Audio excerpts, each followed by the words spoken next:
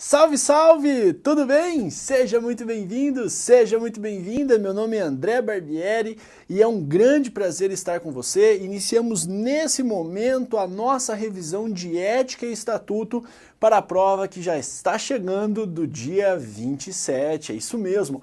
Primeira fase é um caminho de passagem. Eu tenho certeza do seu sucesso, eu tenho certeza da sua aprovação. Vamos juntos para a segunda fase. É um grande prazer e muito obrigado por você fazer parte da nossa revisão. Somos OAB, todos juntos para a sua aprovação nessa primeira fase. Vamos passar aí Natal, Ano Novo, final de ano estudando, porque em brevíssimo espaço de tempo você será um advogado, você será uma advogada, tenha certeza disso. E ó, muita fé, muita dedicação, muita vontade, tá? Essa reta final são as revisões, para a gente dar aquela última pincelada, o último ajuste naquilo que você precisa saber que mais é cobrado em primeira fase do exame de ordem. E daí sim, vai com tudo para a segunda fase, vamos juntos. Você pensa assim, Barbieri, o que eu preciso compreender dentro de ética e estatuto? Como é uma super revisão, eu vou pontuar com você o que é mais cobrado.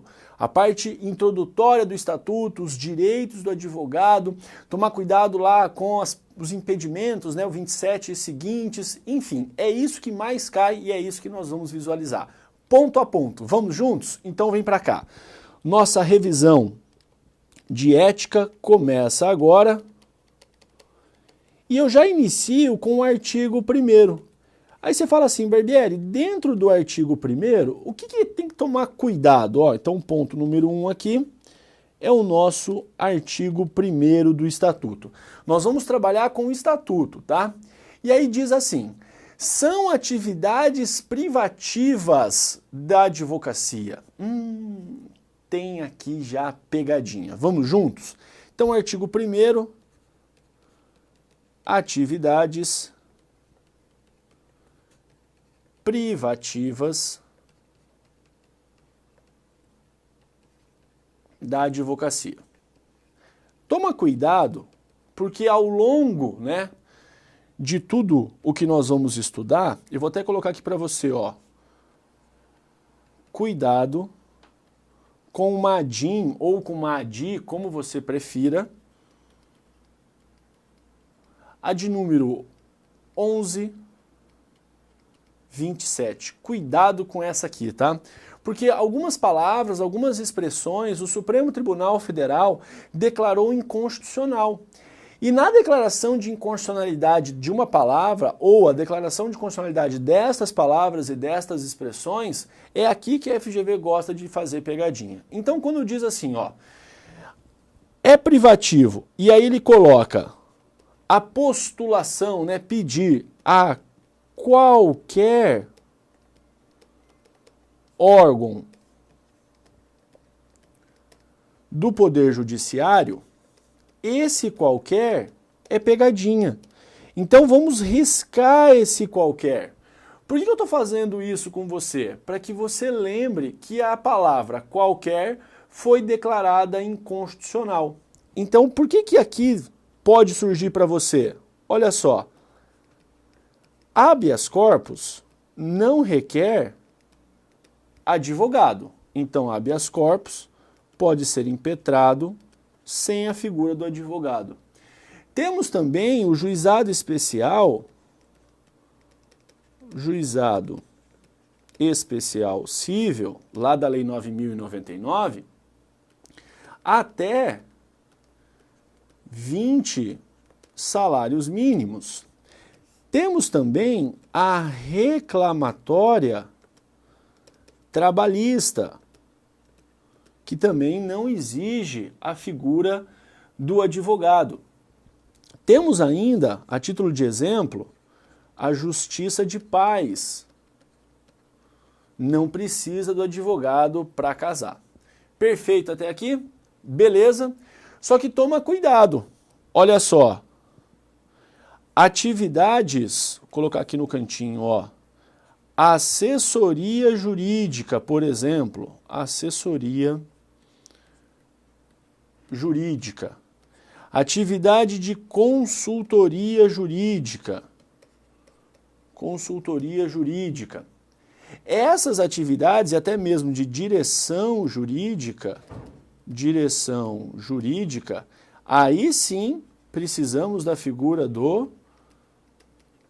advogado, tá? Então falou de consultoria, assessoria, direção jurídica, só advogado é que pode realizar. Beleza? Bacana. Aí você fala, Barbieri, tem mais pegadinha? Tem. Cuidado com os contratos das pessoas jurídicas. Lei Complementar 123 trouxe uma pegadinha aqui. Vem para cá.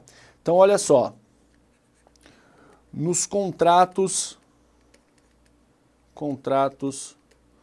das pessoas jurídicas. O que acontece? Você vai visualizar o seguinte, que os atos e contratos constitutivos lá de pessoas jurídicas têm que ser o quê? Eles precisam do visto do advogado. Essa é a regra? É. Então, nos contratos das PJs, a regra qual é? É o visto do advogado. A regra é o visto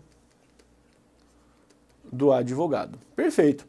Se tem regra, é óbvio que nós temos também o quê? Temos a exceção.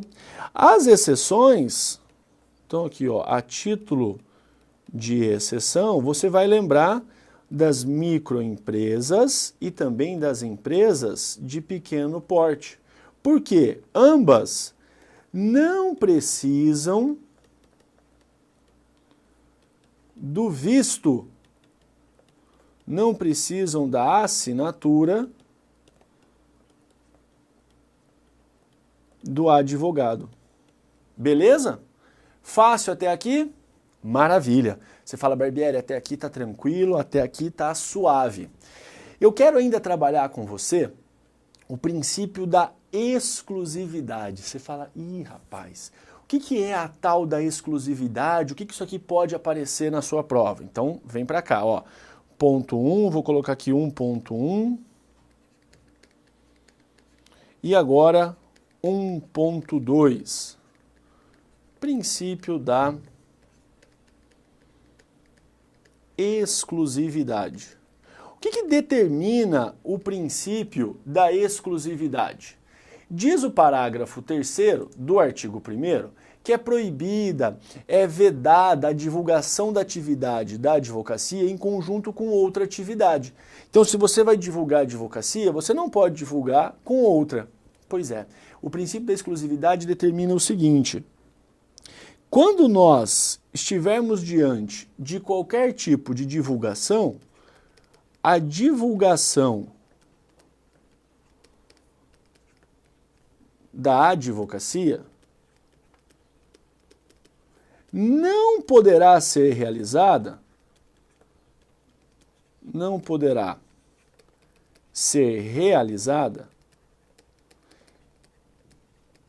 com outra atividade,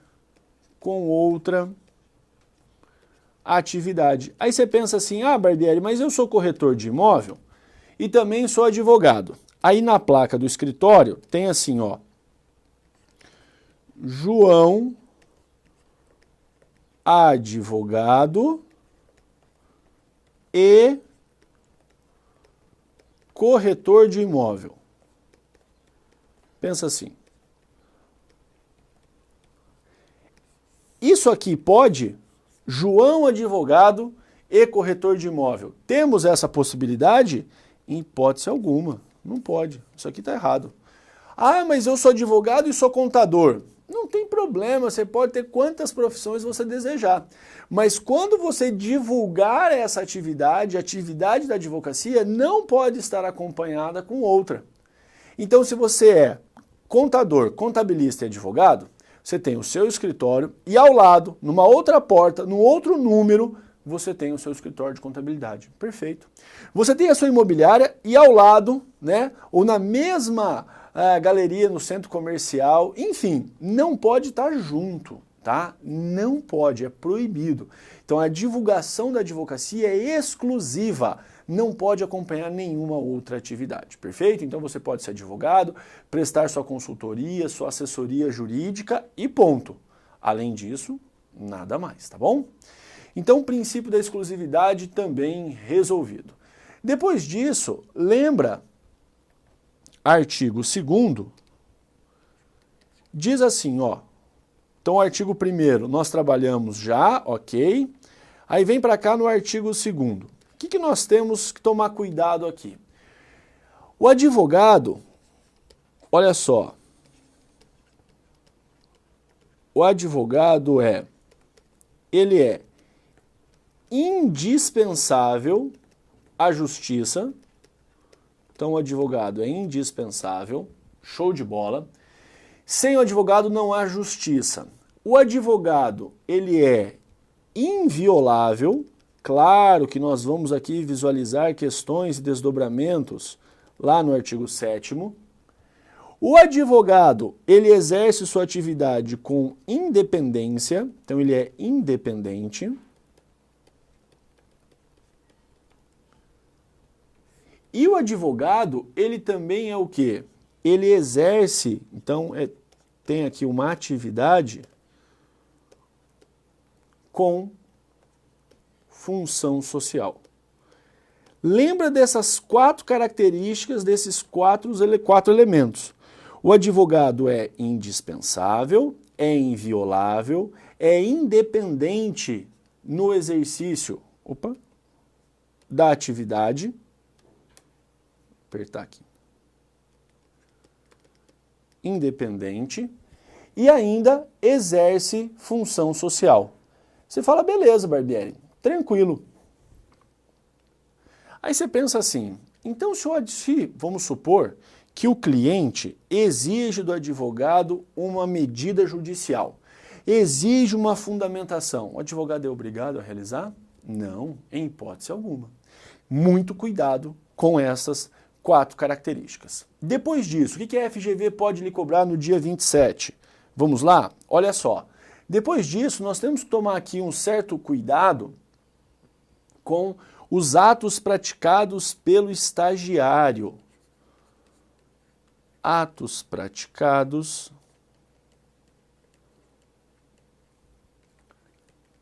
pelo estagiário. E aí, o que acontece? Quais são os atos praticados pelo estagiário? Muito fácil. O que o advogado faz, como regra, o estagiário também o faz, desde que acompanhado pelo advogado. Então, veja só, falou de estagiário na sua prova, qual é a regra aqui? O estagiário praticará todos os atos desde que acompanhado do advogado. Desde que acompanhado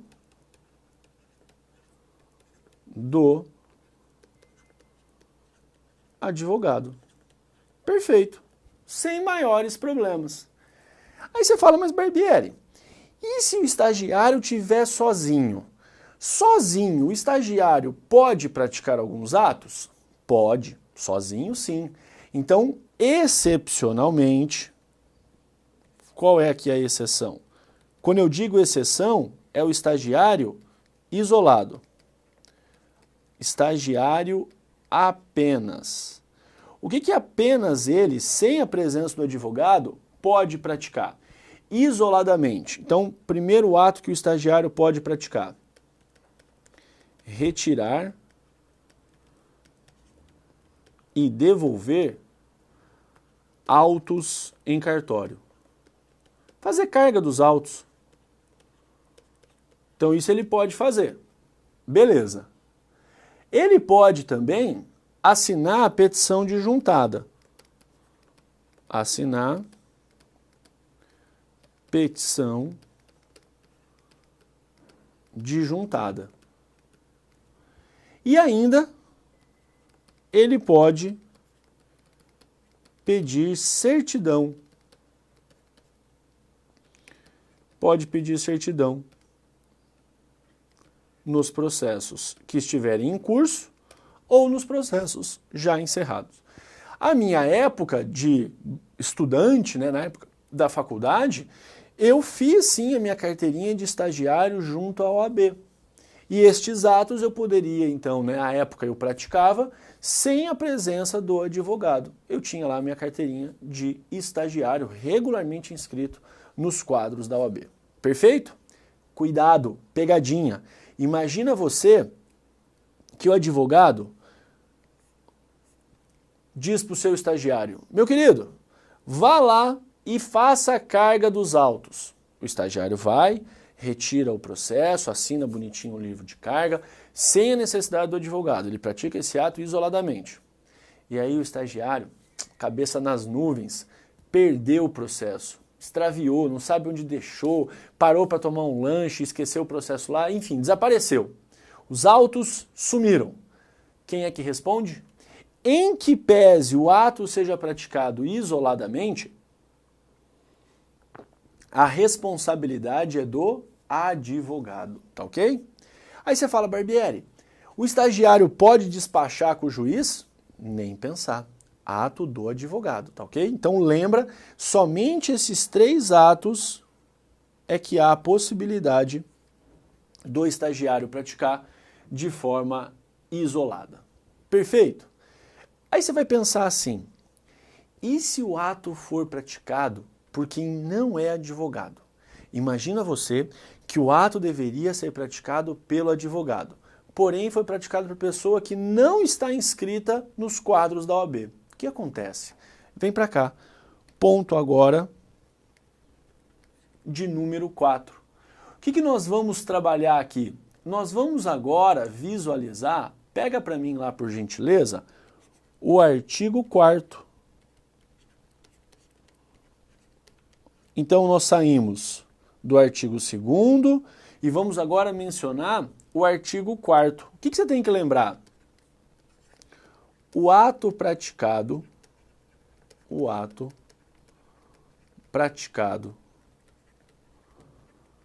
por qualquer pessoa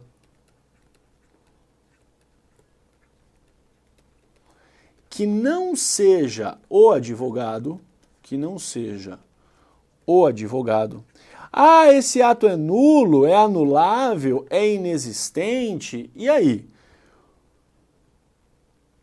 Olha só, para a prova você vai marcar isso, tá? Ato nulo. Ato nulo. Para a prova, o ato é nulo. São nulos os atos privativos de advogado praticados por pessoa não inscrita na OAB. E o mesmo é válido, olha que interessante, o mesmo é válido, o ato também será nulo se o advogado estiver suspenso. Então o advogado está suspenso, o ato é nulo também. Ah, Barbieri, mas e se o advogado estiver impedido? O ato também é nulo. Advogado impedido. E se o advogado estiver licenciado? Advogado licenciado, o ato também é nulo. Perfeito? Então, cuidado com isso para que você não caia em pegadinha. Só lembrando, né, o advogado suspenso, ele recebe uma sanção e não exerce temporariamente a atividade. Advogado licenciado é aquele que pediu um afastamento temporário. Perfeito? Fácil até aqui? Maravilha. Aí você fala: joia, tá tranquilo, aqui não tem erro, dominado. Vamos para frente agora. Vamos lá para o artigo 7º. O artigo 7º é importante, assim, ó, não é que ele é importante, ele é muito importante, tá? Mas o artigo 7º ele já engloba também o artigo 6º, porque são dispositivos em que nós vamos falar dos direitos, das prerrogativas, que não estão só nestes dois, mas estes dois o examinador ama cobrar. Então vamos agora trabalhar com todos eles. Vem para cá, olha só, ponto número 5 agora, ponto 5. Vamos falar aqui dos direitos, prerrogativas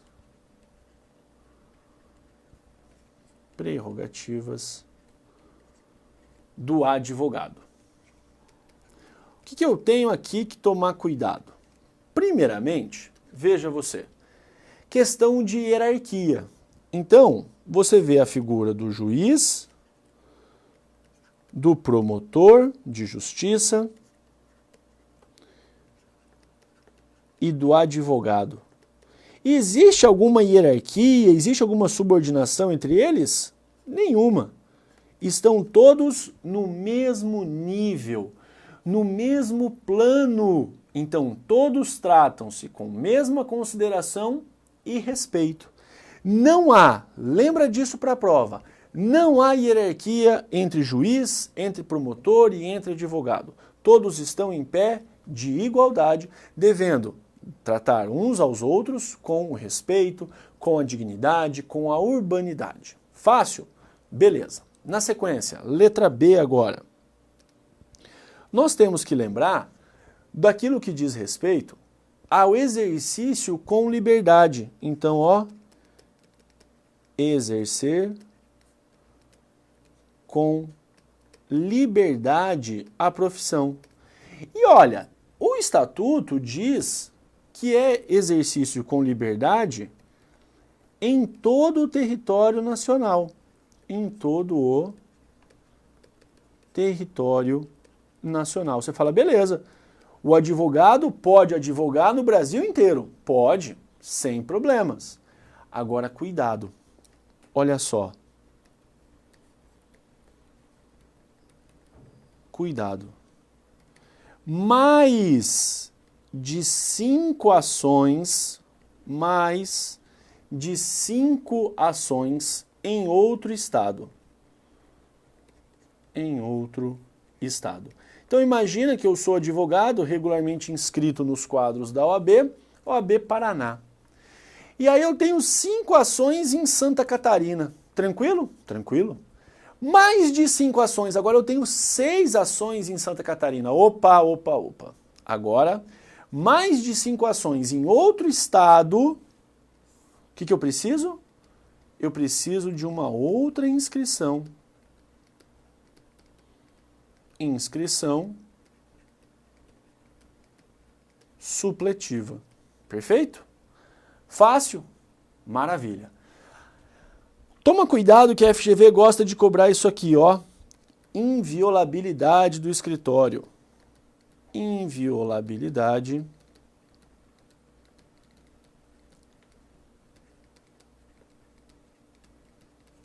do escritório. E aí? Como é que nós trabalhamos com essa inviolabilidade? Primeira questão, essa inviolabilidade é absoluta? O escritório do advogado é absolutamente inviolável ou será uma inviolabilidade relativa? Relativa. Vem para cá. A inviolabilidade, você precisa entender o seguinte, antes de mais nada, ela é uma inviolabilidade, então, como eu acabei de lhe falar, relativa. Pode ser afastada? Pode. E pode ser afastada quando? Como é que nós vamos visualizar esse afastamento da inviolabilidade? É isso que a FGV vai querer saber de você. Então aqui, ó, primeira questão, muito importante. Eu preciso de indícios de autoria e materialidade.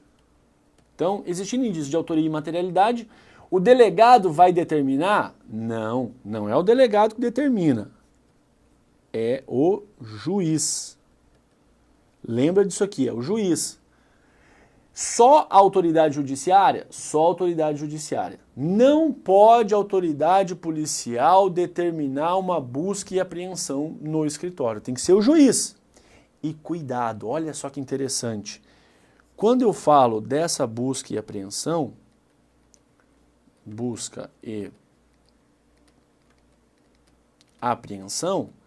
é uma busca e apreensão que precisa ser ordem específica e pormenorizada. Não pode ser ordem genérica. Pormenorizada. Beleza? Ordem judicial ampla e genérica está fora. E mais, Essa é a busca e apreensão, precisa contar com a presença da OAB.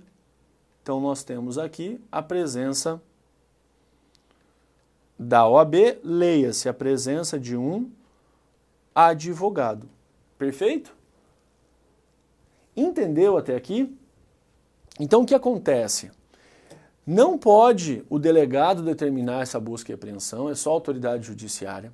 Essa busca e apreensão tem que ser específica, tem que ser pontual, não pode ser genérica e faz-se necessária a presença do advogado para representar a OAB no cumprimento daquela ordem judicial. Show de bola? Fácil? Então vamos para frente. Agora nós vamos trabalhar aqui, vem para cá, o que diz respeito à comunicação com o cliente. Comunicação com o cliente. Pensa comigo. O advogado tem direito a se comunicar com o seu cliente? Tem. E essa comunicação é pessoal. Essa comunicação ocorre ainda que o advogado não tenha procuração. Ainda que o advogado não tenha procuração. Perfeito. E olha só, e mesmo que o cliente,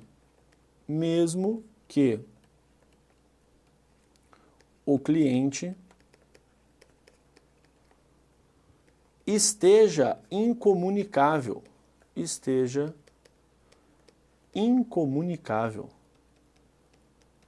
Ah, então pera lá. O CPP, por exemplo, fala lá da incomunicabilidade por até 3 dias. Ou então vem lá uma portaria, um decreto, um ato qualquer e diz, olha, fulano de tal está incomunicável por 3 dias, preso incomunicável. Essa proibição, essa incomunicabilidade, ela atinge o advogado? O advogado tem direito de sim comunicar com o seu cliente e essa comunicação deve ser pessoal, essa comunicação, mesmo que não tenha procuração, e ainda que o seu cliente preso seja declarado incomunicável. Fácil? Perfeito? Maravilha. Agora, será que o advogado pode ser preso? Claro que pode. Prisão do advogado. Mas essa prisão do advogado não é de qualquer forma. É prisão do advogado no exercício da profissão. Prisão do advogado no exercício da profissão. Eu não estou falando do advogado que está lá no domingo, no churrasco, jogando truco e de repente temos lá vias de fato porque alguém roubou no carteado. Não, não é isso. É o advogado que exerce a profissão. E no exercício da profissão teve um problema. O que aconteceu? Quais são os requisitos que nós temos que observar para a prova? Então o advogado, no exercício da profissão, foi preso.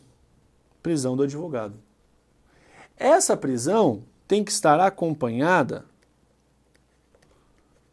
do representante da OAB. Beleza. Aí você fala, Barbieri, mas e se o advogado foi preso e o crime que ele praticou não tem nada a ver com o exercício da profissão? Tem que ter o representante da OAB? Não, não tem essa necessidade. E mais. Lembra que essa prisão é uma prisão em flagrante. Prisão em flagrante. O que mais nós temos que lembrar? Claro, é no exercício da profissão e ainda crime inafiançável. Aí você fala, beleza. Isso aqui cai na prova? Cai pra caramba. Então fique esperto para que você não tenha aqui nenhum tipo de pegadinha. Vamos na sequência? Então vem pra cá. Prenderam o advogado. E o advogado vai ficar em qual cela? Barbieri, e aí, vai ficar no meio dos presos comuns? Como é que faz? A questão da sala de Estado Maior. Então vem para cá, letra F. Letra F. Afinal de contas, o que é essa sala de Estado Maior? Bonito nome, né? Coisa linda. Parece o Hotel 5 Estrelas. A sala de Estado Maior é uma prisão, pensa assim, é uma cela, é uma prisão ao oficial militar. Ao oficial militar. É uma sala, uma prisão melhor do que aquela prisão comum. Perfeito. E mais, olha que interessante. O advogado tem direito? Sim. Agora, aquela expressão que vem, ó, assim reconhecida pela OAB. Assim reconhecida pela OAB. O que aconteceu com essa expressão? A OAB tem que reconhecer a sala como sendo uma sala de Estado Maior? Não. Essa expressão foi declarada inconstitucional. Tão logo, não há necessidade do reconhecimento. Então, o advogado tem direito, sim, de ser recolhido preso, até que ocorra o trânsito em julgado da sentença, numa sala de Estado Maior, instalações condignas e etc. Beleza. Mas essa sala de Estado Maior tem que ser reconhecida pela OAB? Não, não há necessidade de ser reconhecida pela OAB, não esqueça disso. E na sequência, o que nós temos aqui? Vem para cá, letra G. O advogado, ele pode ingressar livremente. Então nós temos aqui, ó, ingressar livremente. E onde que ele pode ingressar livremente? Ele pode ingressar livremente nas salas e sessões do tribunal? Pode. Então ingressa livremente. Salas e sessões do tribunal. Onde mais que ele pode? Nas salas e dependências de audiência? Sim. Salas de audiência. Perfeito. Também, em qualquer edifício, em qualquer recinto que tenha repartição judicial? Sim, prédios com repartição judicial.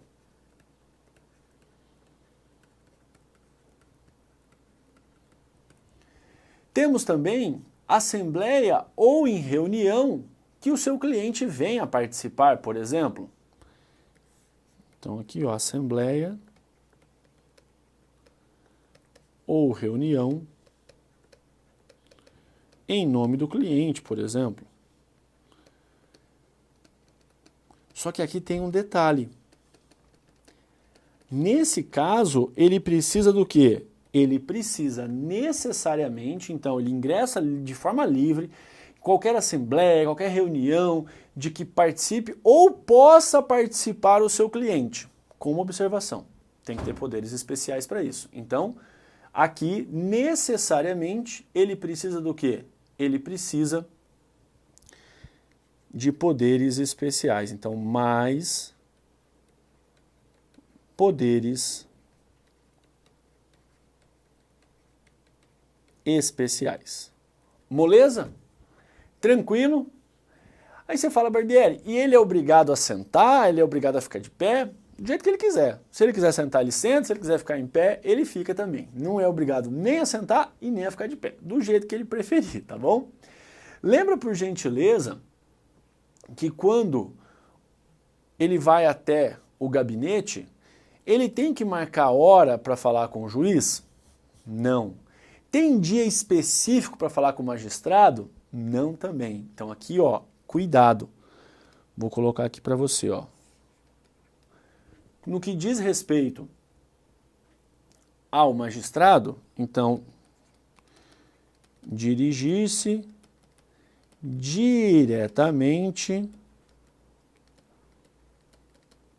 ao magistrado.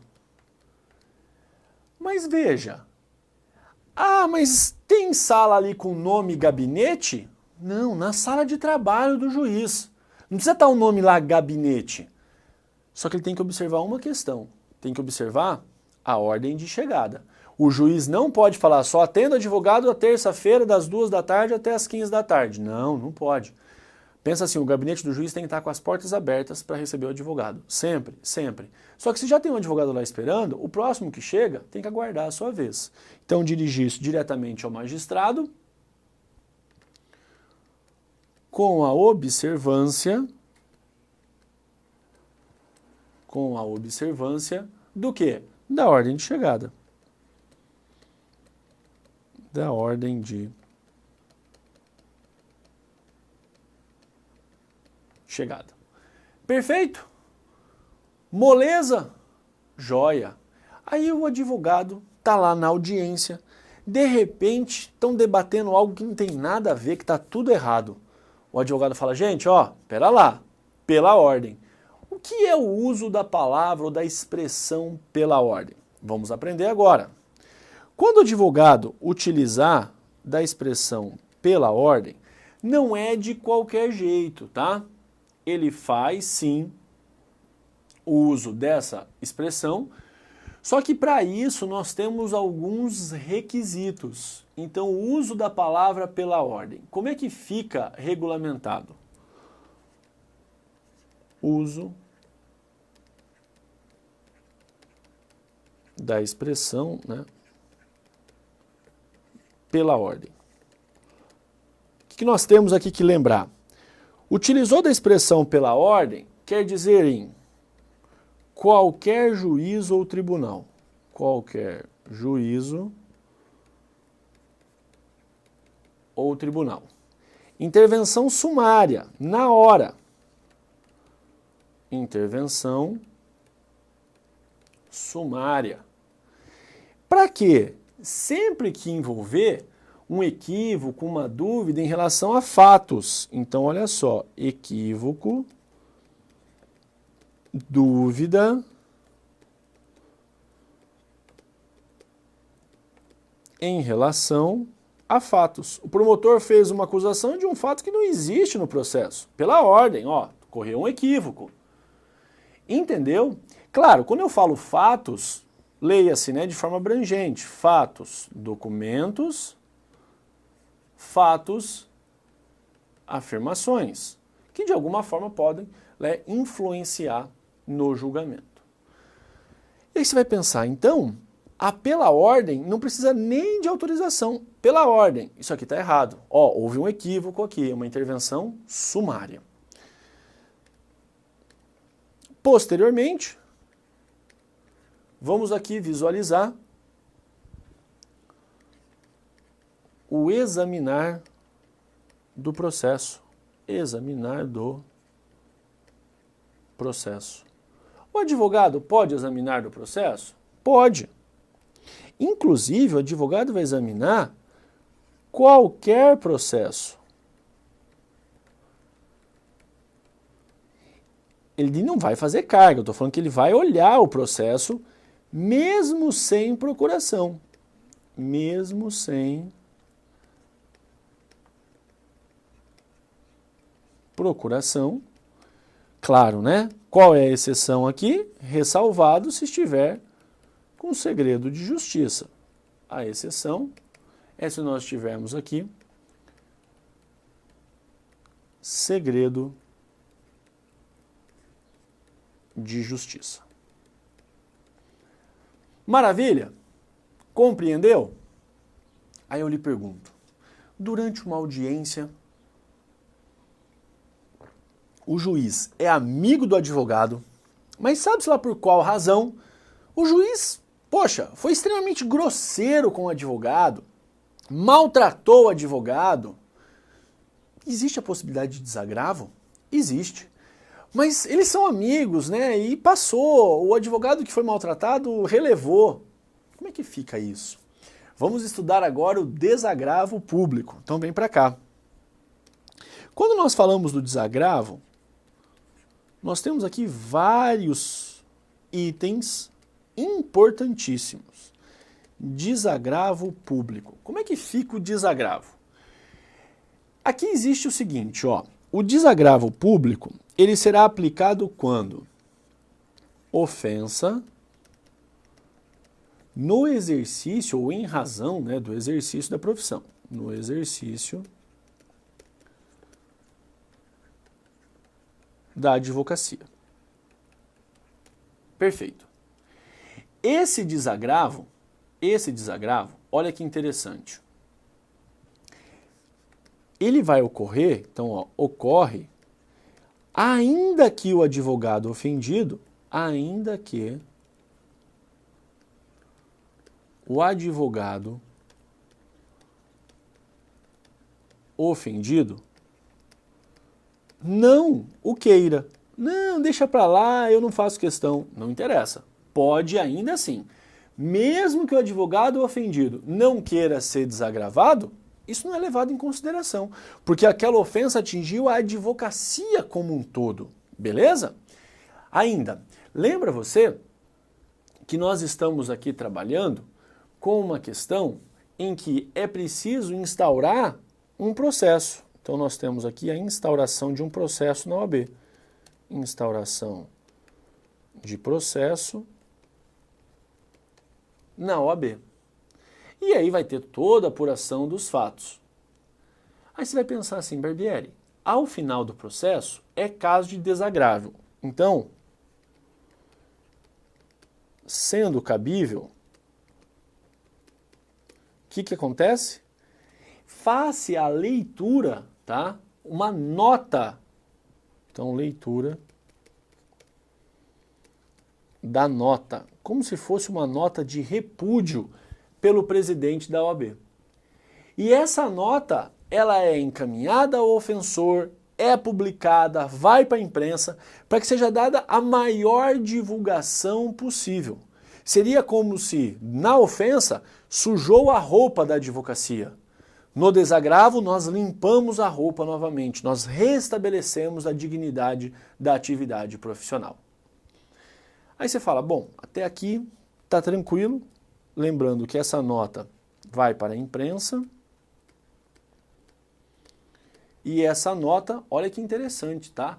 Essa nota, ela fez a leitura, ocorre lá o ato na OAB, ela vai também para o ofensor.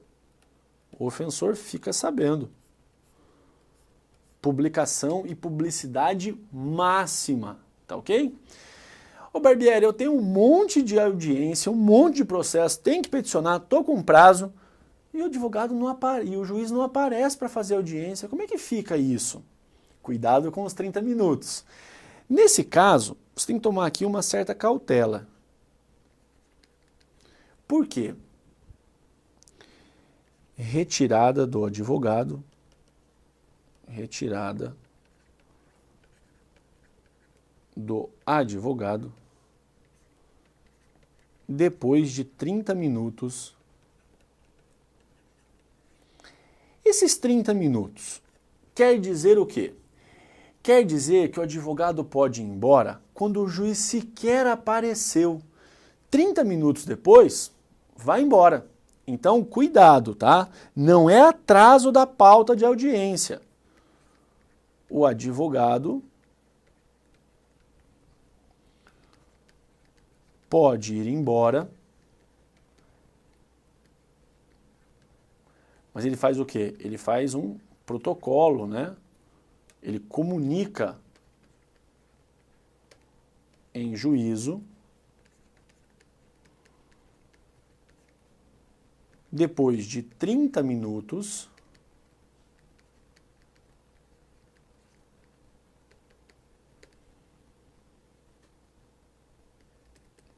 em que o magistrado não compareceu. O juiz nem foi para o fórum. Não compareceu. Agora, qual que é a cautela? A audiência está atrasada, em 1 hora já. Mas o juiz está lá trabalhando, é porque a pauta de audiência atrasou. O advogado pode ir embora? Não, aí não se aplica. Para que aplique, né, a questão depois de 30 minutos, o que nós temos aqui? O juiz, o magistrado, não compareceu. Tá ok? Entendeu isso aqui? Beleza. Salas dos fóruns. Então, a sala da OAB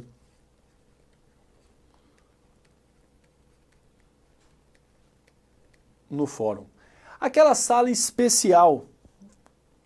Essas salas, então você geralmente tem café, tem uma impressora, tem alguns gabinetes ali de computadores. O que acontece? É a sala que o advogado vai utilizar para peticionar, alguma coisa assim. Só toma cuidado que a sala da OAB no fórum tinha o quê? A expressão sob o controle da OAB. Será que ainda é obrigatório o controle da OAB? Não mais. Nós tivemos o quê? O controle da OAB não mais ocorre por uma razão simples. Essa expressão foi o quê? Declarada inconstitucional pelo STF. Entendeu até aqui? Fácil. Assim como também você tem que tomar cuidado com a imunidade profissional. Imunidade profissional do advogado. Por que eu estou dizendo isso para você? A palavra desacato, ela não mais está acobertada com a imunidade profissional. Ou seja, o advogado tem imunidade profissional na esfera civil, na esfera penal, na esfera administrativa, perfeito. Só que o desacato foi declarado inconstitucional. E aí, todo e qualquer excesso, obviamente, poderá ser punido pela OAB. Entendeu isso aqui? Então, mas muita cautela com isso. O desacato foi declarado inconstitucional pelo STF. Direitos do advogado? Maravilha. Tá fácil, tá tranquilo. Aí você diz, Barbieri, e agora? O que eu preciso dominar? O que eu preciso conhecer? Vamos lá para o ponto de número 6? Vem para cá, olha só. No ponto de número 6, eu quero agora que você entenda o artigo 27.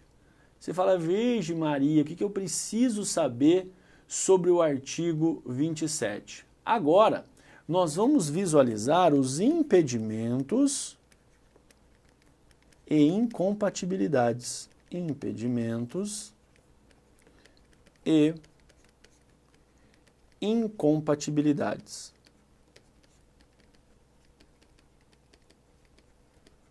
Olha que interessante.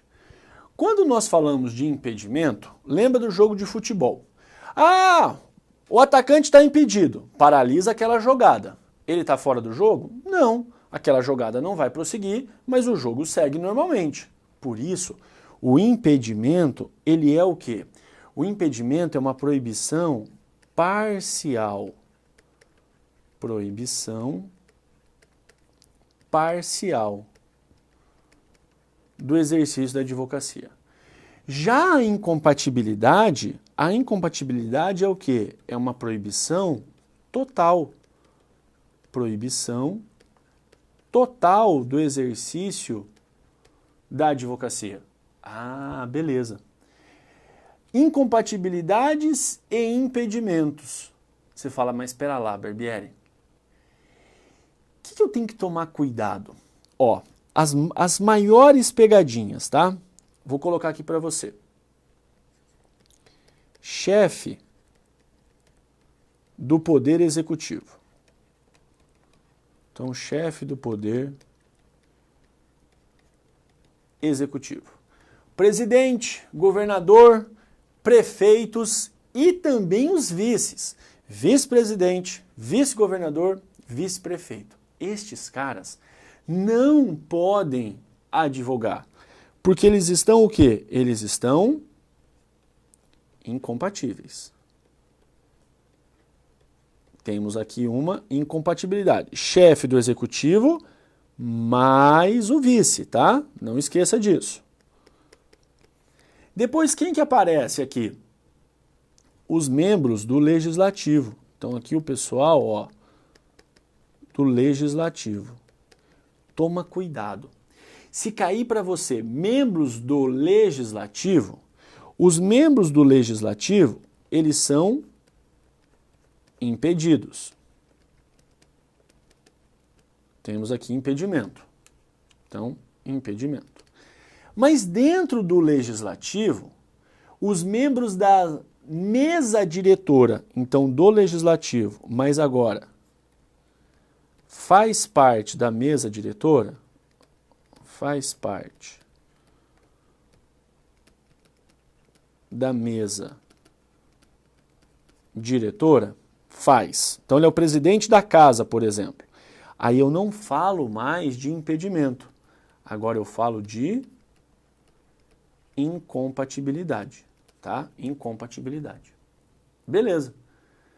Aí você vai pensar assim, Barbieri, e se nós estivermos falando, por exemplo, lá do judiciário? Ah, o juiz. Ah, o promotor. Poxa vida, né? A atividade já inviabiliza de cara. Poxa, não tem erro, né? Não pode advogar, não pode advogar. Mas você fala, e se for um juiz eleitoral? Toma cuidado. No caso do juiz eleitoral, a justiça eleitoral, por exemplo, podemos ter advogados que estejam lá no tribunal eleitoral e estes advogados podem advogar? Podem. Obviamente que não naquilo que diz respeito à justiça eleitoral, do qual ele será um dos julgadores. Então o juiz eleitoral, que é o juiz de carreira, ele não pode advogar. Agora o juiz eleitoral que é advogado, aí sim ele pode advogar, tá? Então só toma cuidado para que você não caia nesse tipo de pegadinha. Uma outra situação, militar.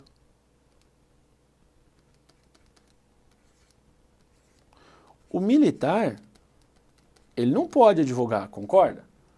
Agora, o que acontece? Se for um militar na ativa, o militar, e aqui é a pegadinha, se reformado,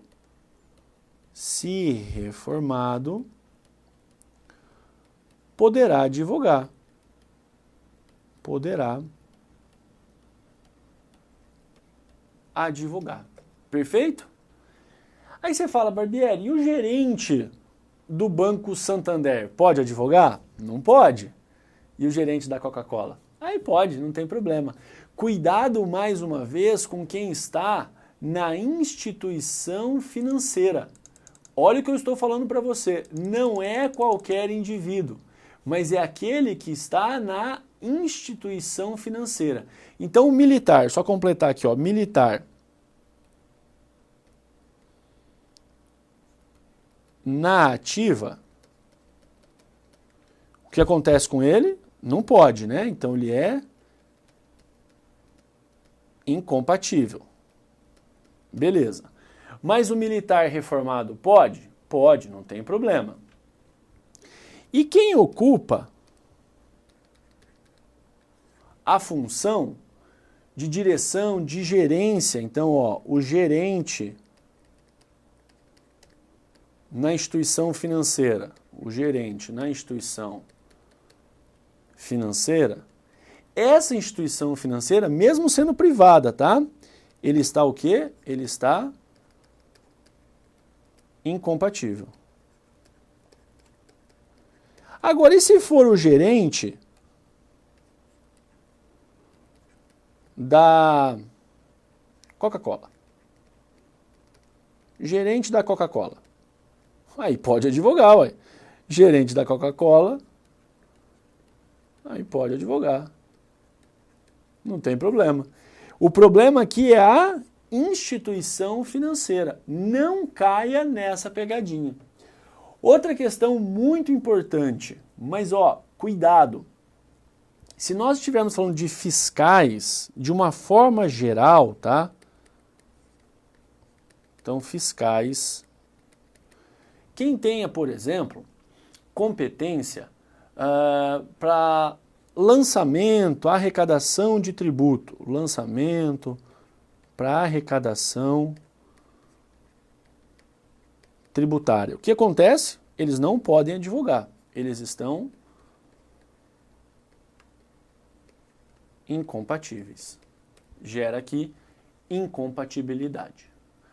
Beleza, isso é o mais cobrado, tá? Isso é o mais cobrado. Por gentileza, tome cuidado para você não cair nesse tipo de pegadinha. Aí você fala, Barbieri, até aqui tá moleza, tá fácil, mas será que não pode aparecer alguma questão sobre responsabilidade do advogado? Pode sim. Ponto de número 7, vamos lá? Vamos falar aqui da responsabilidade do advogado. Responsabilidade do advogado. O que acontece?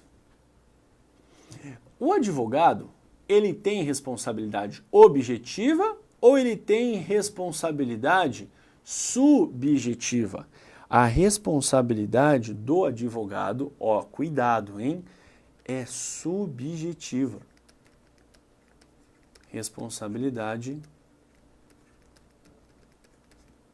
subjetiva. Ah, mas eu não aplico lá o Código de Defesa do Consumidor, artigo 3º? Não aplico o artigo 3º, mas o artigo 14 do CDC. Artigo 14 do CDC. Fácil? Entendeu isso aqui? Beleza. Aí você vai pensar, Barbieri, que mais que pode cair na prova? Que mais que pode aqui aparecer? Olha, nós temos aqui várias situações que podem aparecer, mas eu gostaria de repassar com você como é que faz para ingressar nos quadros da OAB. Vamos ver? Então vamos lá. Ponto de número 8. Vamos aqui visualizar. Formação dos quadros da OAB. Formação dos quadros da OAB. Então, o advogado e aqui o estagiário. Tanto o advogado quanto o estagiário precisam da capacidade civil? Sim. Um e outro precisam da capacidade civil. Beleza. O advogado vai precisar, obviamente, do diploma ou certidão. Então, diploma ou certidão de conclusão do curso. Aqui, pro estagiário, obviamente, não.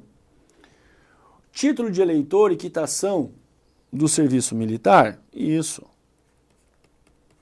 Título de eleitor e quitação do serviço militar. Aqui é a mesma coisa. Título de eleitor e quitação do serviço militar. Que mais? Aprovação no exame de ordem? O advogado, obviamente. Aprovação no exame da OAB. O estagiário, por evidente, não precisa, né? Ainda é estagiário. Exercer atividade incompatível com a advocacia pode? Não. Não exercer a atividade incompatível. Não pode. Atividade incompatível está lá no rol do artigo 28. Aqui é a mesma coisa. Não exercer atividade incompatível. Senão está fora. Precisa ter idoneidade moral? Precisa. Idoneidade moral para ambos.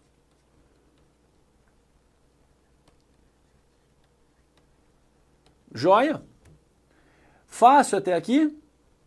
E temos que ter o quê? O compromisso junto à OAB. Compromisso junto à OAB. Tanto de um lado quanto do outro, né? A ideia do juramento. Bom, e aí você fala, Analisando os artigos 8º e 9º, nós temos a inscrição do advogado, capacidade civil. Então, ó, vamos colocar aqui, ó, artigo 8º. Vem para cá. Artigo 8º. Precisa de capacidade civil? Sim. Diploma ou certidão de graduação? Joia. Título de eleitor e quitação do serviço militar? Perfeito. Ele tem que estar aprovado no exame de ordem? Também. Pode exercer alguma atividade incompatível? Nem pensar. Idoneidade moral e compromisso, né, o juramento perante a OAB. Então não é só passar no exame de ordem. Agora, e se estagiário for? Ele tem que preencher a capacidade civil, ele tem que preencher o que diz respeito ao título eleitoral, ótimo, e quitação do serviço militar obrigatório. Precisamos exigir dele também, ele não pode exercer atividade incompatível com a advocacia, ele tem que ter idoneidade moral? Sim, tem que ter idoneidade moral. E presta compromisso perante o conselho? Também. Viu só que maravilha? Viu que fácil? Agora, para ser estagiário, você tem que tomar cuidado com uma outra questão. Ele tem que ser admitido num estágio profissional. Viu só? Estágio profissional de advocacia. Para ser advogado, você não precisa ter já o seu escritório, nem ser admitido no escritório como advogado empregado, por exemplo. O estagiário precisa. Bom, passou voando, né? Revisão é assim mesmo, bem intensivo, focado, aquilo que mais é cobrado, fique esperto, faça a leitura do 6º, do 7º, do 28 e seguintes, tá? Isso cai muito, muito mesmo. Desejo para você uma excelente prova, dia 27 de novembro, é dia da sua vitória, eu tenho certeza que você vai arrebentar. Me mande notícias e vamos com tudo para a segunda fase. Somos OAB, muito obrigado pelo carinho, muito obrigado pela atenção e tenha uma ótima prova. Até lá!